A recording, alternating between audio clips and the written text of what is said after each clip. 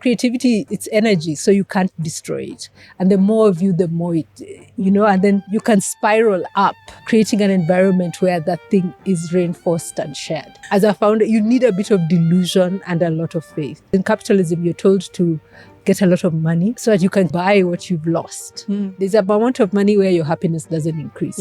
Yeah. So try to find that place. If you understand that it's not there to make you happy, it's there to make the group better. The stories we tell shape the systems we live in. Welcome to the Green Times Redefining Success.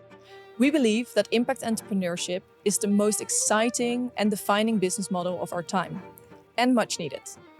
My name is Kiki Borrell.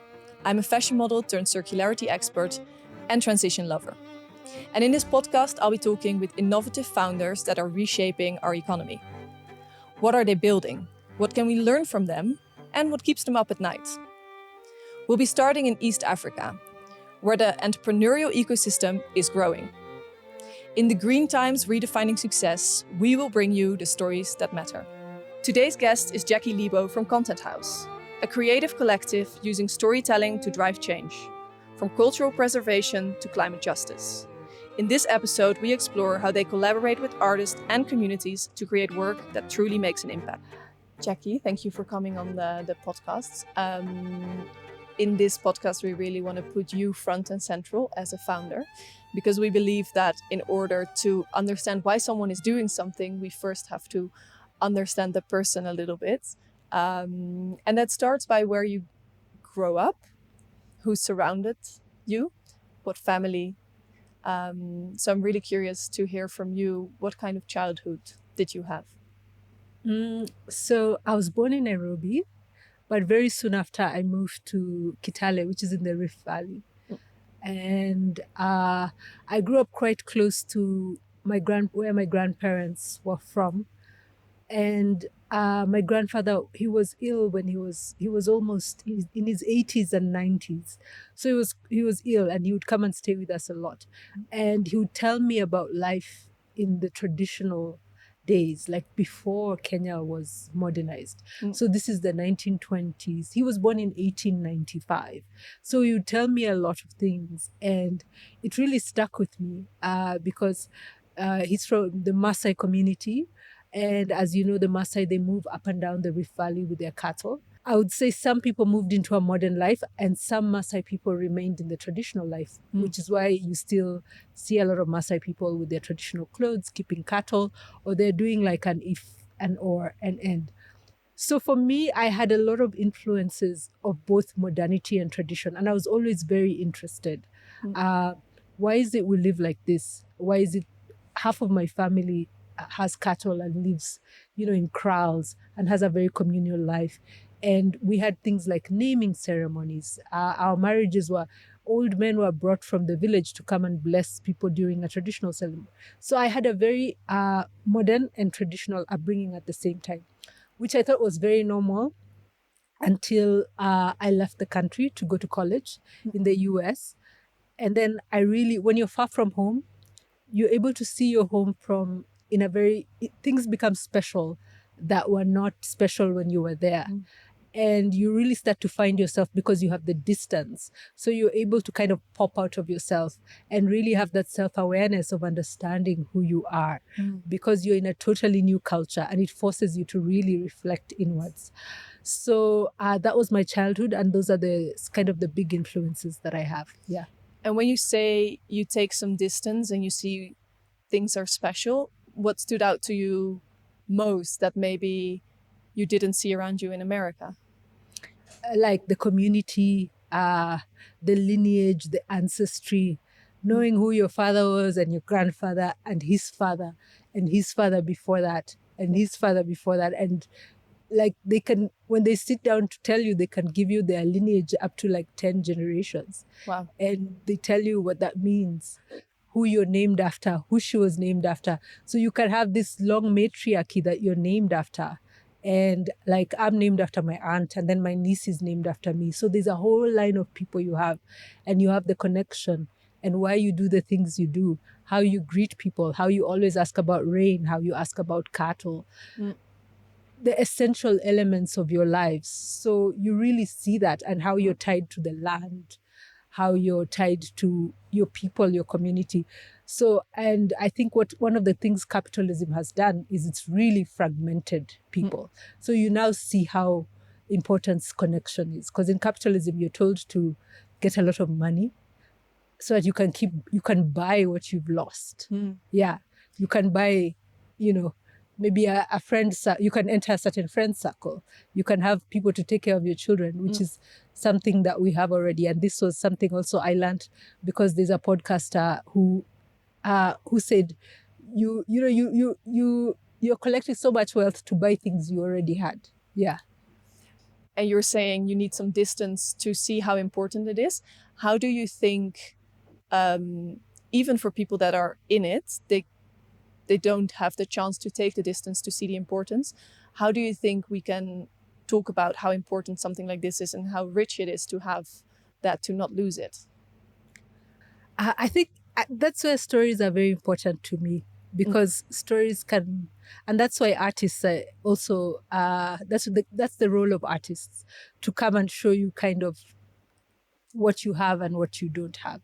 So I think it's to just have an open mind and consume stories from different parts, and just, you don't have to go away. I think you can develop a sense of self-awareness by journaling, meditation, and just learning about other cultures, and open mind for that, and also understanding the how do you say, the advantages your culture has versus what you're lacking, and be willing to explore. And everyone can travel. Even if it's not too far, you can go to, if you're in the Netherlands, you can go to Italy, Spain. Yeah.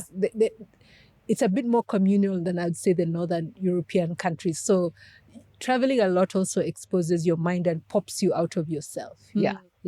To observe yourself and learn about yourself. Yeah. But also you can travel online, of course. Yes, exactly. Which is the storytelling. Maybe a benefit of what we, like the development of the online world almost. Exactly.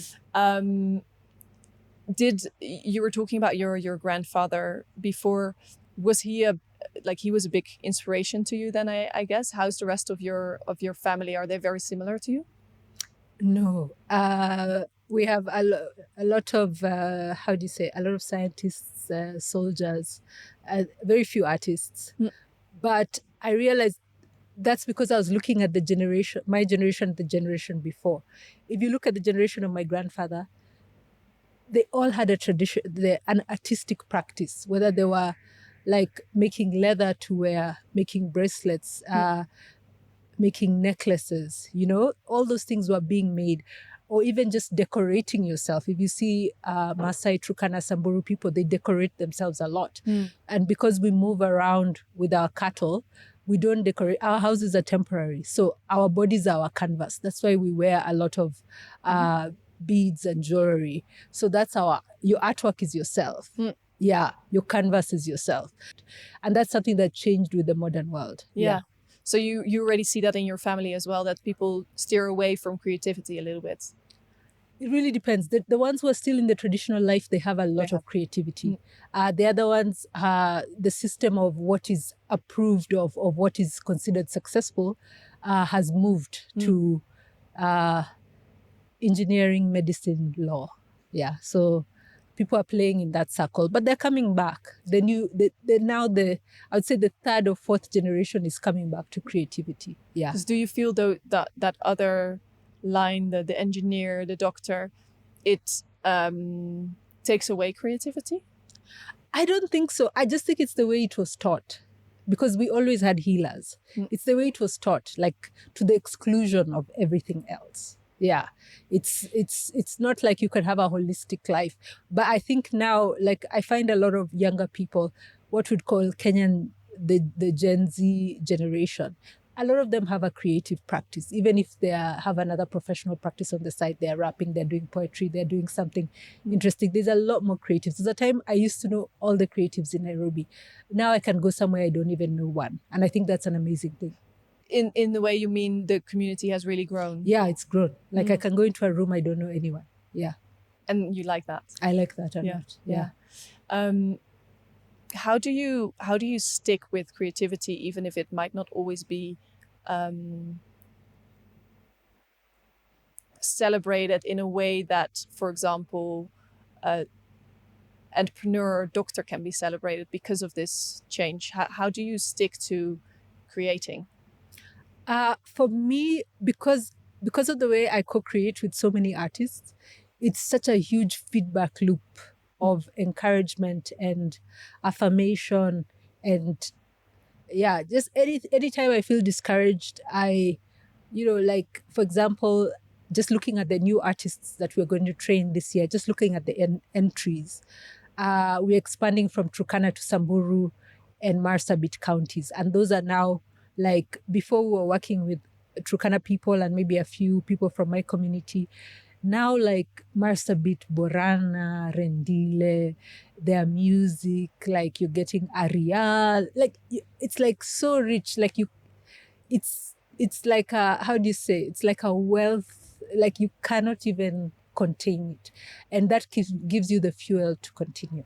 So you really need the other people as well. Community, yeah. It's human beings are social animals, and I really believe that right now. Yeah, like who you surround yourself with is very important. And anytime you've gone into the world where we're doing admin and fundraising, the dry work, and then you come back into this thing, like it's incredibly. And then creativity, it's energy, so you can't destroy it. And the more of you, the more it, and then you can spiral up. People talk about spiraling. It doesn't have to be down. You can spiral up by creating an environment where that thing is reinforced and shared. Yeah. If I bridge that to the Netherlands, where right now we're seeing a lot of cuts on creative jobs, they're just not celebrated or paid for in the same way. Often when things are changing, our cultural side is the first thing to be cut. How can we make sure that we see the importance of something like this? So, for example, how I knew the Netherlands is from like the flowers and how people grow the flowers, how beautiful they are, the tulips. And then Rembrandt, Van Gogh, Rubens. Yeah. And there's one more.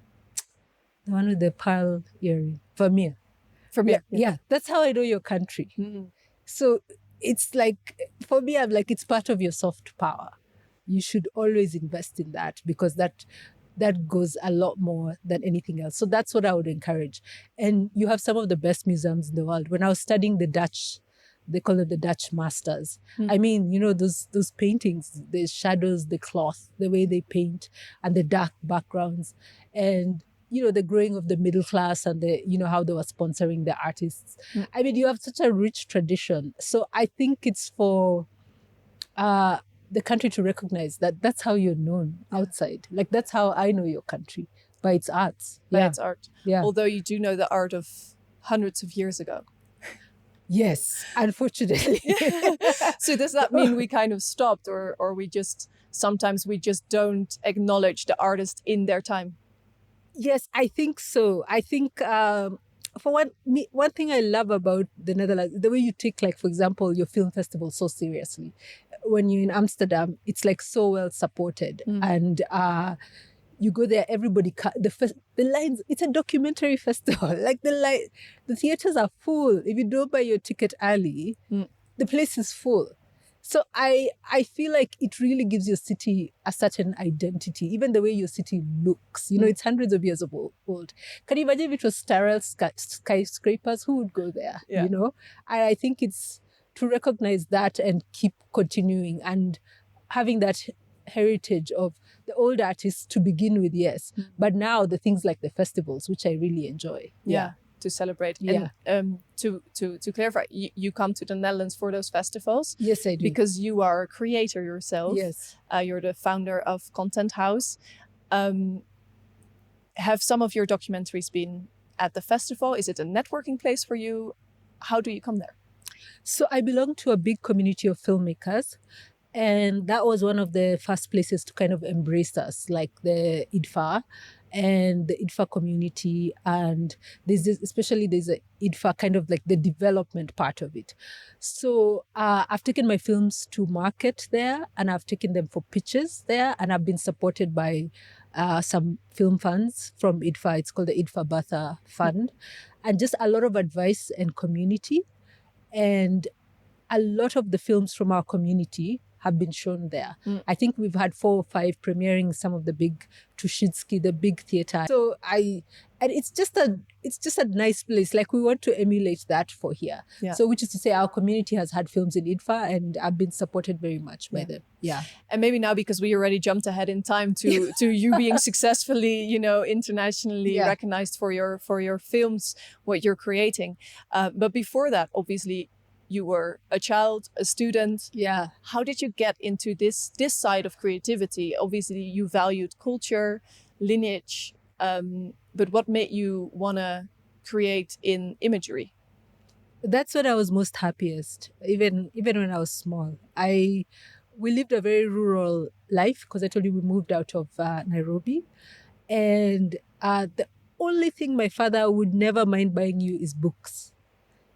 You'd ask for other things, he would refuse. But if you ask for books, he'd buy you all the books you ever wanted. So I had a huge library, even when I was quite young. I was reading way above my age, and he'd buy me any book I asked. He would never say, this book is too old for you. And those days, TV used to start at 5 p.m. So you come from school at 3, you read. Yeah, and on Saturday and Sunday, TV starts at 2. So the whole morning you read. And that gives your imagination a lot of time to soar. And I realized I was most happy. And my mother was also very encouraging. Like, I would modify my clothes or something like that. And then she'd be like, wow, that's actually... I think it was shock. It was not like, oh, good job. It was like, whoa, that's actually you good. have some talent there. That's actually good. And that surprised them, because they didn't have that talent, or they... why was that a surprise? It comes from my father's side of the family. Yeah. So, and my father, he was a soldier, so he was not really interested in that. He had a very different journey. He was like, I need to get into this modern world. And I understand that. He was living the traditional life, because he was like, I need to get into this economy. I need to get into this new life that's happening, because he's the independence generation. Yeah. So he was just... that was really valued. Yeah, that was very, very valued. Yeah, to go to school. And that's why he bought us a lot of books. But still, they really supported you to have a different path. They were like, as long as you can pay your own bills. And you could? Shockingly, yes. But I've also had job for a long time. I've worked in corporate and had regular jobs. So so maybe let's dive into your CV a little bit. Yeah. What did you do before Content House? I did tech. I was business development manager at one of the big internet companies here, and I also worked in the States in a similar field. I sold I was sales manager for a data company doing. I think right now data farms have become very common, but those days nobody knew what they were. Yeah. So that was my first job out of college. The tech, this is the .com bubble. So the tech sector was really growing. They just wanted you to have a college degree and an ability to talk to people. That's it. Yeah. And were you good at it? Surprisingly, yes, because I like talking to people. I really like understanding what people do. So they say they like hiring teachers and engineers for sales jobs, because those are people who are curious, and they connect, they know how to connect. So and then it doesn't matter what story you're telling, as long it's the connection with the person. So that's what I did. That's why you did a good job. But that's not what you ended up doing in the end. You how long did you stay in tech for? 10 years. But after 5 years, I started going to school for writing, and then another 5 years now I started balancing both, and then now I left. After 10 years total. And I think that transition period is important, where you still have the security of your old life, but you're seeing a new life developing as well. What was the point where you were like, you know what, I'm gonna go all in? Uh, I was writing a book, and there was an agent who really liked it. And it's just like the universe kind of aligned, the stars aligned. And there's a lady who she really liked it. And she used to be a literature professor, and then she was in charge of a foundation. And she gave me a grant. And I said, if I live in the village, those days life was quite affordable, even in the city, but in the village. I said, if I live in the village, I can live on this money for 1 year. So I quit my job. Yeah. So for 1 year, you were writing this book. Yeah, exactly. Yeah. And what was it about? It was about Kenyan runners, athletes. Yeah, yeah. Did it get published? No. But it was very good because it gave me that, it was kind of like a gap year to explore your creativity. Exactly, and really pursue. But what happened was then, because of the manuscript, I got funding to do a film, which was my first film, which now did really well. So the manuscript was turned into a movie? Yes, it was now turned into a film. And in order to do the film, we had to form now Content House, because now the amount of money we were requesting was too much to be given to one person. So that's how we formed the collective. We put together structures to be an organization. And that's how Content House started, basically. So this woman who believed in your manuscript, are you still in touch with her? Yes, very much so. Yeah, her name is Joyce Nairo. Yeah, and she used to work at the Ford Foundation. Yes. Yeah. So without her, maybe Content House would not have started, or was it always going to be in you? I think something would have happened, but she was a great, she had a great role, because she really saw where the future of storytelling was. She was a literature professor before she went into the foundation. And she was overseeing the arts and culture portfolio. Yeah. And she really was very passionate. If she was not a storyteller herself, she wouldn't have pushed for such big arts and culture projects and helped organizations pound. Because it's not just us. People who are ready to kind of take that leap into being founders from individual artists. She was ready. Like if you were ready to kind of, I don't like the word scale, but that would be the equivalent professionalize word. Maybe exactly. From because how did that change you? Because obviously if you're an artist, you're by yourself, you're creating, but then suddenly starting an organization, it brings maybe responsibility because you have money coming in, you need to provide. Did that change the way you create? That's when I was very thankful for my 10 years of corporate. Yes. Because I could handle it, and not just handle it, I could work with the good thing about it, corporate, you just realize you just have to know how to work with other people. That's the thing about that corporate will teach you. You just hire your weakness and move on. Yeah. I like that. You just hire your weakness. Yeah. So you just what is your weakness? Accounting, scheduling. You just hire the people, and then you just make sure you're available for them. You explain to them how you work as an artist. Like, I'm not gonna be regular, but let's meet twice a month. And then we do everything. And then 1 month a year, we're very serious, planning the year, all that stuff. So then you as an artist, that means 3 months a year you're in admin and 9 months a year you're creating. That's a very good balance. Yeah. Yeah. So what's your strength? Creativity, working with artists, like envisioning things that haven't existed and finding a path to make it real. Yeah. I think there is just some people that indeed can see how something can be when it's not there yet. And that's what you do as well. Yes, that's what I like doing. My old boss used to call me the startup person. He used to be, and even when I was in corporate, I didn't realize it at the time, but I liked startups because they were new. And there were so many things that it was allowed to make mistakes, but it was shifting, it was dynamic. Yeah. So he always put me in every startup that he did. and I realized I really like startups. I really liked startups at the time. Yeah. You're good when everything is changing. Yeah.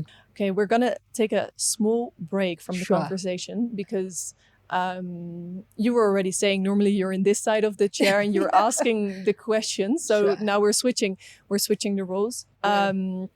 But I also want to give you space to not just answer questions, but to Sure. really take time for what you want to say, whether it's a shout out, whether it's a question, whether it's, I don't know, a vacancy in your team or something bigger you want to tell to people. So instead of having an advertisement, we make you the advertisement. Okay. To give you the spotlight to say whatever you want to say. For me, I'd really like to shout out our team. I couldn't do this by myself. And I keep going back to the myth of the founder, which I don't think it's a bad thing, but I think I could say it's the founder and their community. So our team, we have I would say 40 artists and 20 core people that we work with who are really amazing. I'll just name a few of them. Lemarti, Chela, Ima, BY, Ondivo, Joe, Sylvia, Jerry. It just takes a village. So I'd like to give a shout out to them and thank you for sticking with the vision and hope we keep going higher. Thank you. Beautiful. I like that you're saying it takes a village. Yeah. And you're saying the myth of the founder. Yeah. What is the myth of the founder? That you're this singular, iconic thing that just sprouted from the ground, fully formed, and are doing everything wonderfully. Yeah. So do you think Content House would survive without you? Yes, but it would be different because when I say the myth of the founder, I think there's a vision person, which is what I am, but I am so well supported by so many people who are working in that service of that vision I have. Yeah.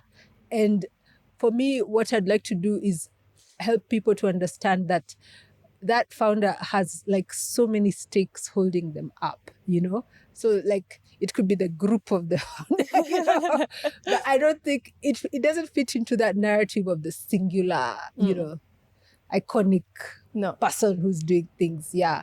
So even they say I do something for them because maybe they had an idea, but that's that vision that I have that I bring to the table. So for me, it's just to understand that, there's so many African proverbs, you can break one stick, but it's very hard to break a bunch of sticks. Yeah. So I keep going. The older I get, just the more important that is. So yes, they would survive, but I think they would miss my craziness, which to execute. Do you think you need a bit of craziness to run? You do. As a founder, you need a bit of delusion and a lot of faith. I like it. You need a bit of delusion. Yeah.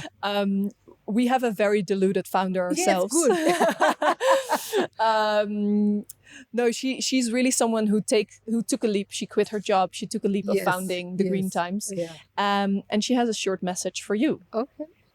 Dear Jackie, this is Emma, founder of the Green Times. I'm here to leave you a little message and mainly to say that we are great fans of your work. I remember a few weeks ago we found you and looked you up online, of course, and we were so excited to learn that there is actually a company, an organization, which is in a way very similar to what we're doing with the Green Times, but then with a focus on Africa. So I think it's so important that, as people in media, we focus on these public interest stories, and they're very underrepresented in the media. So I really think we should make this a collective effort to get all these stories about entrepreneurship and doing good and how we can change the world for the better, how we can get them out there to a much broader audience.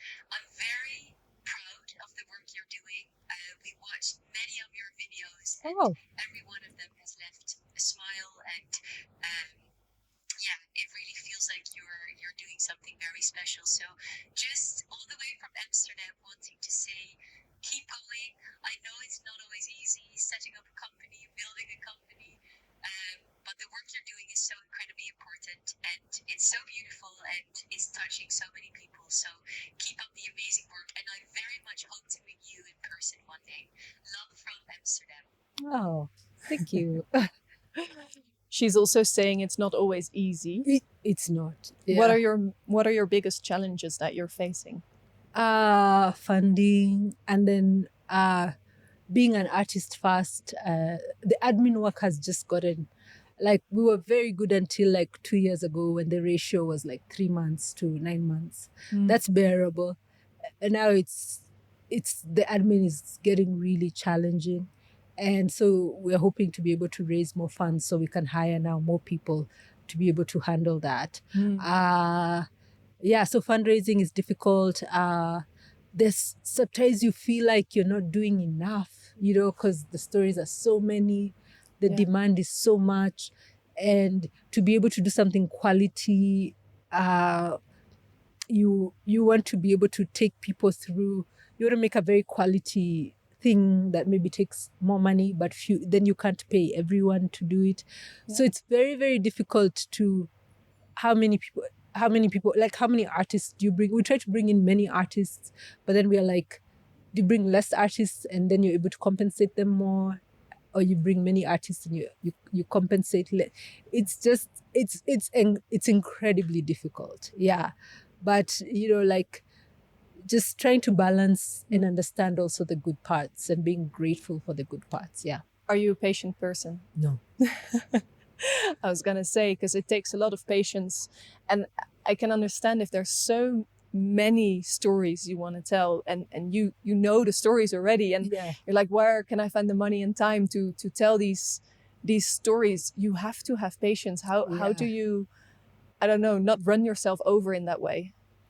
I just I take breaks where I recalibrate, and I've also found like meditation is very useful. And I tried meditating this morning, and every time there was a thought popping up in my brain, and I was writing it down. It's like, this is not what meditation should be like. No, if you actually, one of the best things I've learned about meditation is no matter how many times you pop out of the quote unquote meditative, as long as you go back, it's okay. And you just have to be kind to yourself. And after a while, you'll find that it gets better and better and better. So I've not been very good with the meditation this last few months. It's been so busy. Like I try to do 3 times a week at least, but I've been very, very bad. So that's how. But then also you have to be kind to yourself. So you're saying you need breaks to recalibrate, even if it's in a day through meditation, or maybe sometimes do you take really time off to? No, I take time off very, very, very strictly. Like I had a kind of creative mentor, and they were like, if you don't take, you can't work the way corporate people work. You have to, your creativity just, and you can't fake it. No. Yeah. So I take quite a bit of breaks. Yeah. And the good thing with our work, once you've done like the first part of the year, which is where it's very admin heavy, you can now take, you can really calibrate how many breaks you take. Yeah. And then you're saying you're creating, and there's so many stories you want to tell. You get a bit impatient. You need to take breaks. What is one story that's now on your mind where you're like, I need to tell this story? I don't know how I'm going to do it yet, but is there, I don't know, maybe I'm just asking, like, can you show what's next for Content House? Okay, so it's, for example, the Nomadic Arts Festival. I want it to be from like 6 or 7 counties. I want to be able to bring people from all over. I want it to have like 50 performers, like 4,000 people attending. And I only have the budget for 3 counties. And maybe you're organizing the festival yourself. Yes. And maybe 3 counties, maybe 15 performers. And I get so impatient because people are telling me, I want to come and perform at your festival. Then I'm like, oh my God, look at this person. And I have to be like, okay, I have to see how next year I can write the proposal to include them. And then I'm like, am I doing this too slowly? And then you get into like a spinny spin, like it's not working out. Are you okay when it's step by step? I've learned to be.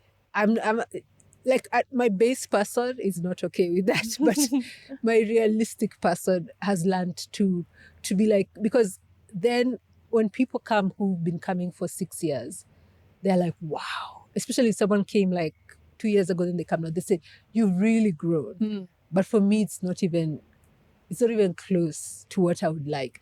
It's not close to what we are capable of. It's just resource limited. But that's also because you're a person that can envision something that's not there yet, and you need the right people to help you to make it exactly come true. Yeah. And the thing is, but sometimes you're like, I have a friend who's very, very patient. And she says, when you grow incrementally, the base is stronger. Yeah. Like, so I try to also, I have a lot of people that I talk to. We have a whole community we talk. Like there's someone who's very patient. Then there's the people who are scared come and talk to me, because I'm always like, no, do it, bigger, stronger, So it's a good balance. Yeah, we're very well supported. And that's one thing, like I keep coming back. What we lack in, for example, a lot of us are complaining about financial resources, but what we don't lack is community. There's always someone to talk to. There's always someone to give you advice. There's someone who's done it before. There's someone who knows someone in Europe who runs a festival, who is willing to talk to you because they know this person. So in that sense, we are very, very rich. Yeah. Nice. And then maybe this is a story you want to tell. What's maybe one of the stories you're most proud of that you have already put out in the world, and what kind of response did it get? Okay, so this is like one of my proudest moments. And so we made a film on this young runner. Then he was a young runner. His name was David Rudisha. He had just won his first world championship. He had just broken the world record in the 800 meters. Wow. And we followed him on the way to the London Olympics. And then we had the premiere, and I called his coach. I said, here's your invitation to the premiere.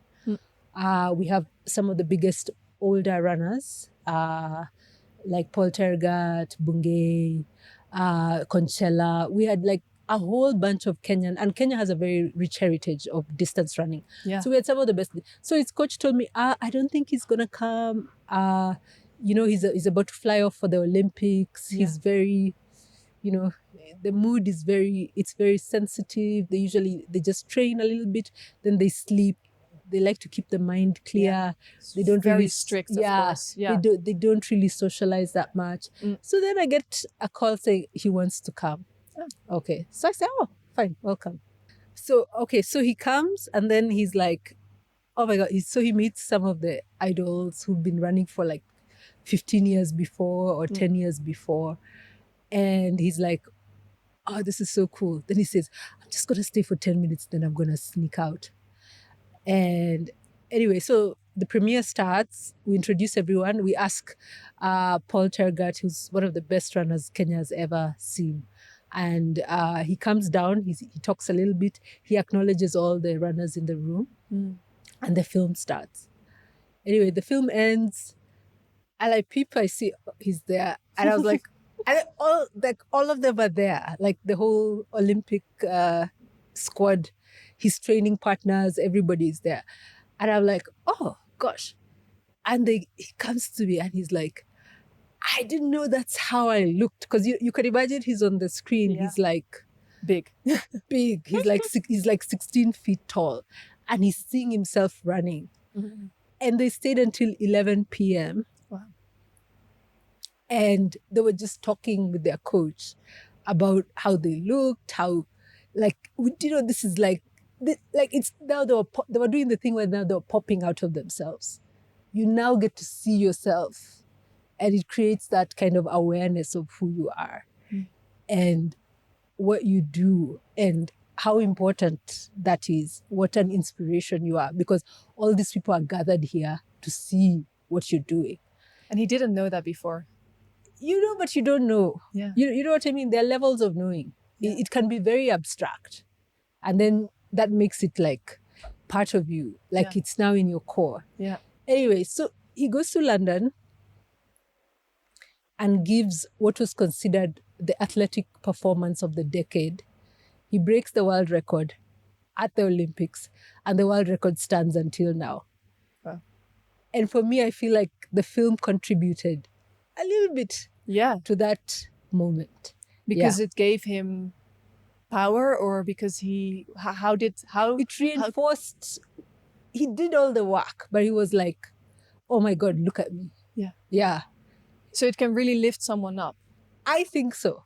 Or contribute, because people are doing the work by themselves usually. But, it's just that little, because I think he was going to win anyway. But he won until, for example, Usain Bolt was like, he was being interviewed, he was like, shh, this is his moment. Yeah. And the two biggest moments of the Olympics was Usain Bolt and him. And when they did the roundup of the best athletics moment of the decade, that was it. Yeah. So I think stories are really powerful. Yeah. And what I also like about this story is that, yes, the story is super powerful and what you've created is like beautiful and it helped someone see themselves through someone else's eyes. But on top of that, you brought together a community again. Exactly. So it brings people around a story. Exactly. And for me, that's one of the best things about all this thing. Like the power, if you bring people together in an environment that's like celebrating the best, again, it's just that spiraling up. You create such good energy, which people can go and use to do other things for, maybe for 3 months, someone is having a buzz because of that festival they attended. Yeah. Like there are places I've gone, like I went to TED last year and I spoke there and they create such an experience. Like I had a buzz for like 3 months. For 3 months, I felt like I could do anything. So I'm like, now I understand, also, even for me going to other people's events, I now understand the power of that. Yeah. That can give someone energy for such a long time to make a new breakthrough in their lives and in the lives of, because he now inspired like hundreds of young people. Yeah. And who knows how many across the globe. I'm just saying hundreds because those are the ones I met afterwards. Yeah.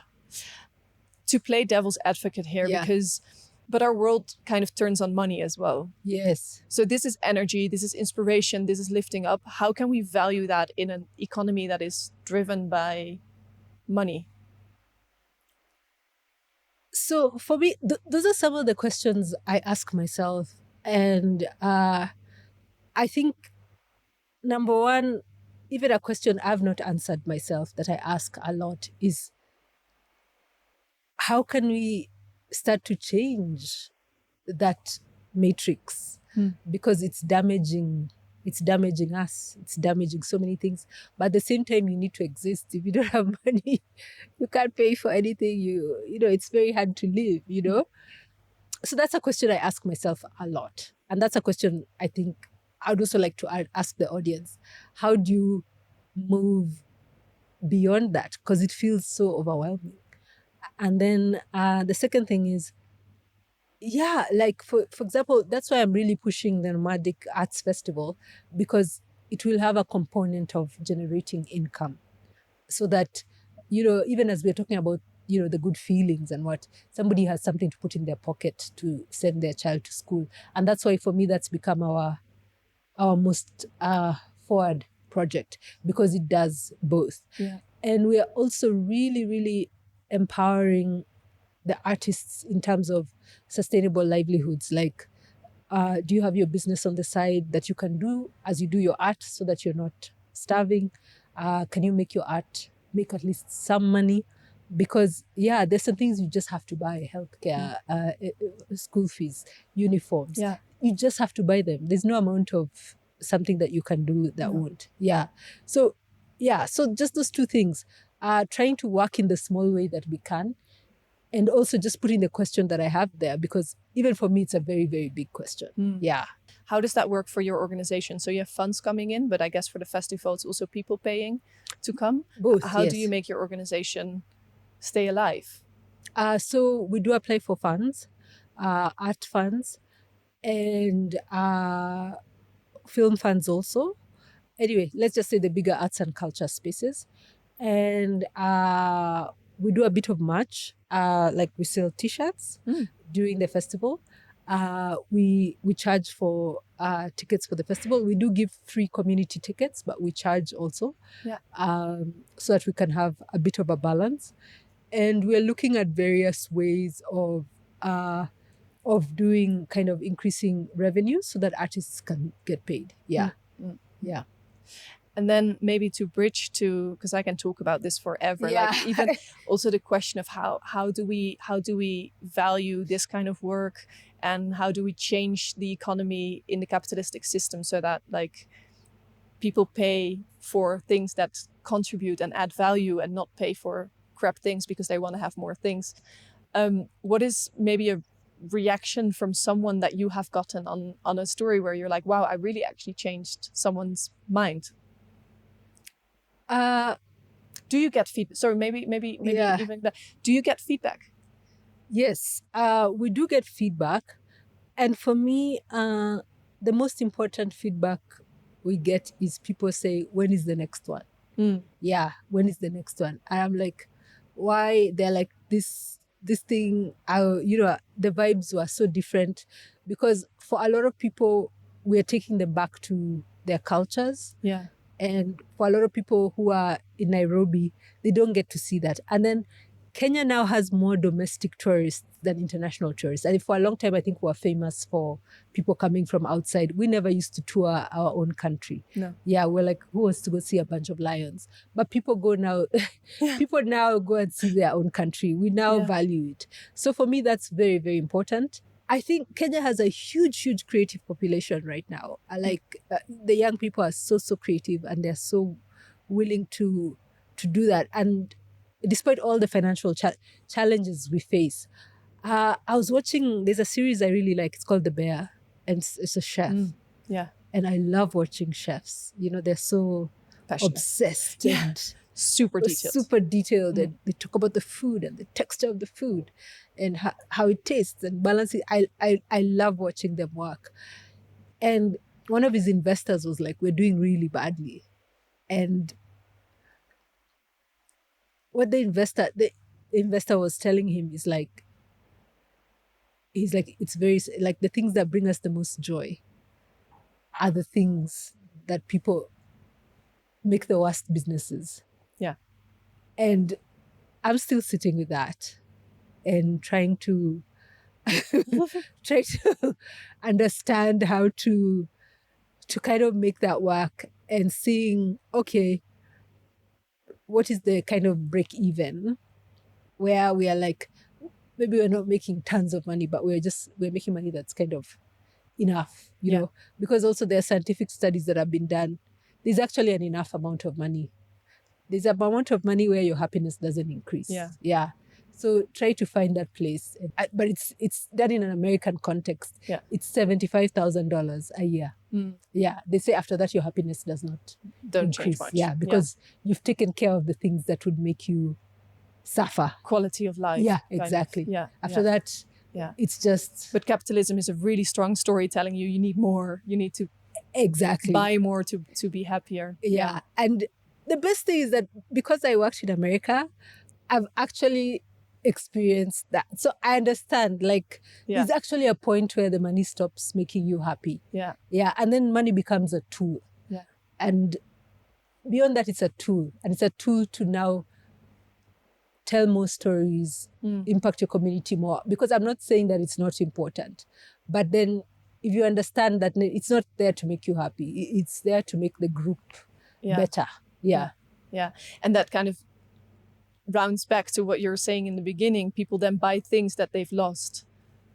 Then you need to buy things that is already a given for you.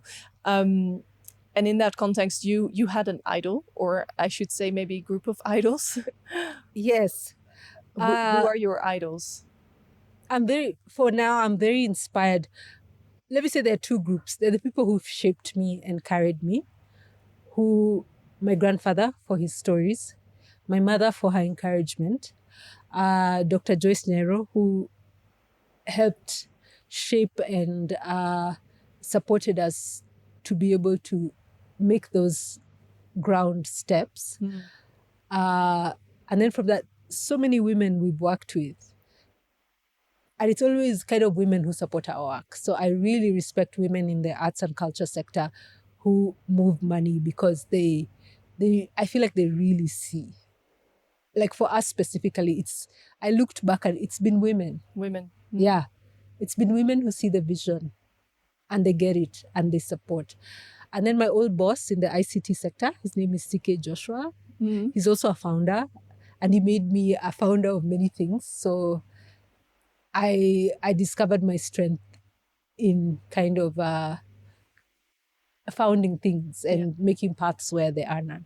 So those are my kind of, I would say, professional, the people who move me forward. And then the people who are kind of are pulling me, which is the inspiration, which is the ancestors. And the ancestors, not in a abstract way. For us, it's very real. Like if you sit down, like everything you do is guided by them, the cultures that they've shaped. So what you're doing now is you're trying to kind of bring it back and make it more dynamic. So I hope they continue inspiring you, and I hope you continue inspiring people as well. And I hope the money comes in, guys. Yeah. Obviously, this is also Stichting Doen is also a partner of our podcast, and they're also one of the people that trust you. But we need more people to put the money in the right places. So let's hope we find more people to support you, so you can continue inspiring people. The podcast is called Redefining Success because we feel that we need to redefine success. We talked a lot about it, I think, already. Yeah.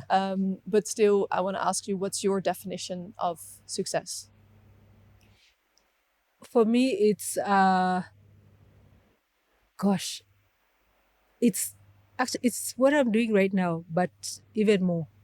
Yeah, because there's a point where I asked myself, if I had this money that I want to look for, what would I do? And I realized it's exactly the same thing, just that more.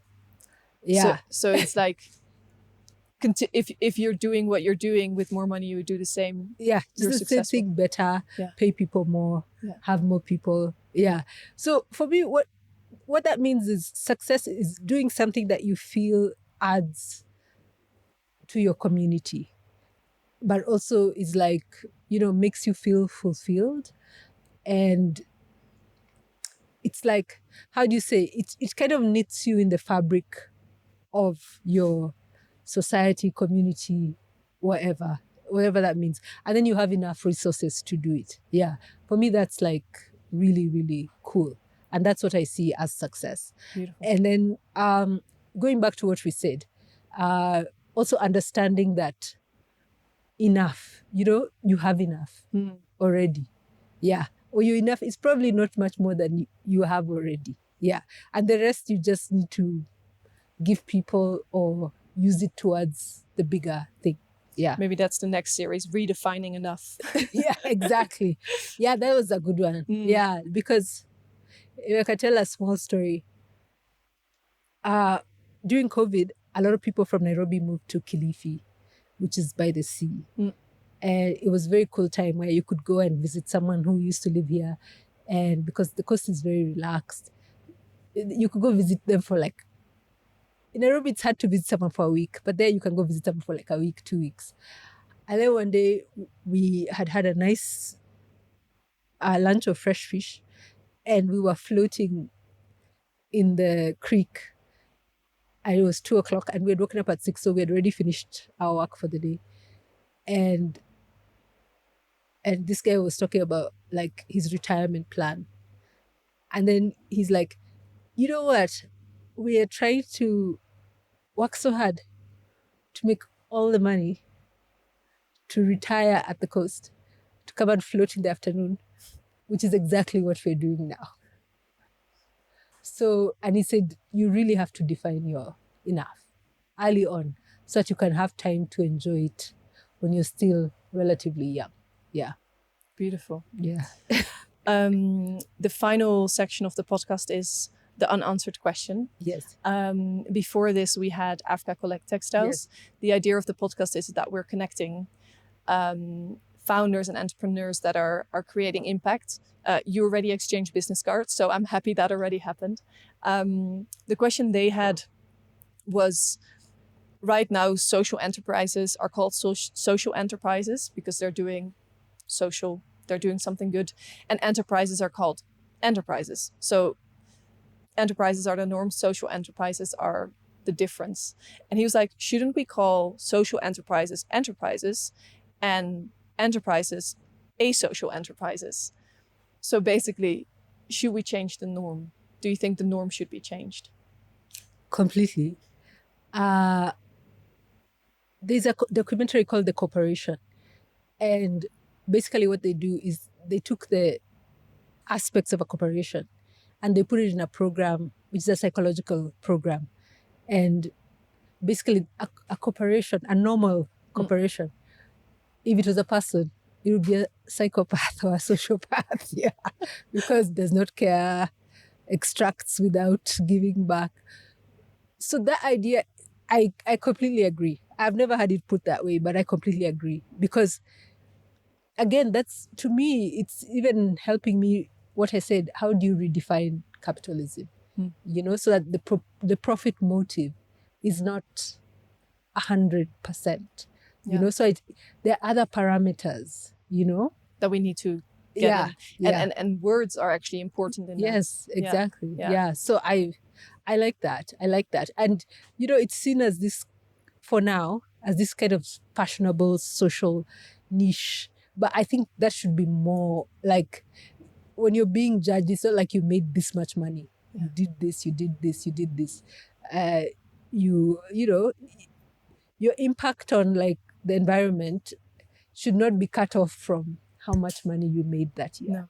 I would ask people, how do we take that next step? What do we do? What are the conversations what are the conversations we need to have? Are we changing incrementally the system we're in while we're still in it? Are we dismantling and starting from scratch? I'm very curious to have very honest conversations about how we make it better, but from we're discussing from all the parameters. Because what I find is like, right now people just make a little niche so that I think the conversations can be contained, so that you don't question the big thing that's actually the problem. Like when you say social enterprise, and it's really cool, you're not looking at what enterprise does. So how do we have those hard conversations? Yeah. How do we burst out of that bubble? Exactly. Thank you, Jackie, for coming on the podcast. Thank you so much.